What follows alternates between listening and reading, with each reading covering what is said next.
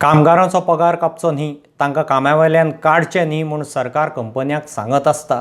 मात आस्थापन कितले दीस काम करनासतना पगार दिवंक शकता हो मोठो प्रस्न. सरकारान कामगारांक पगार दिवंक कंपन्यांक मजत करची.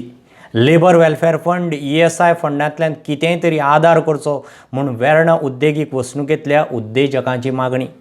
अशेंच चलत जाल्यार खंय कंपन्यो काबार जातल्यो आनी बेरोजगारी वाडटली.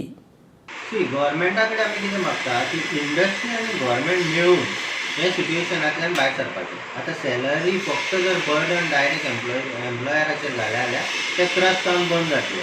सो आमी गव्हर्मेंटा कितें म्हणटा, some part at least you bear of the salary, थोडो पार्ट जो लेबर वेलफेअर फंड आसा नाजाल्यार ESIC आहा पळय, ESICचेर आमी इतलें कंट्रिब्युशन करता, तितले फंड यूज जायना वर्करां खातीर, सारकी हॉस्पिटलां हें ना.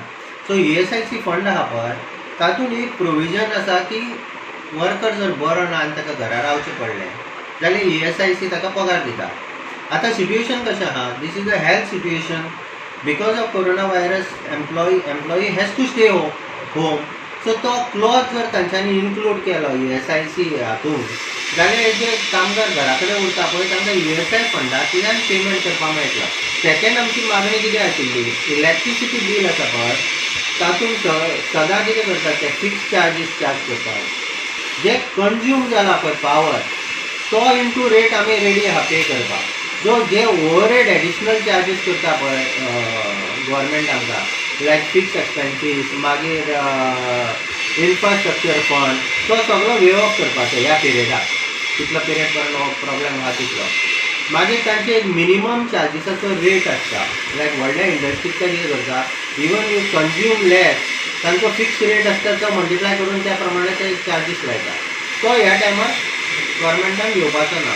कितले कंज्यूम केला ताचो रेट लावन आमकां हें करपाचें, पेमेंट करपाक लावपाचें.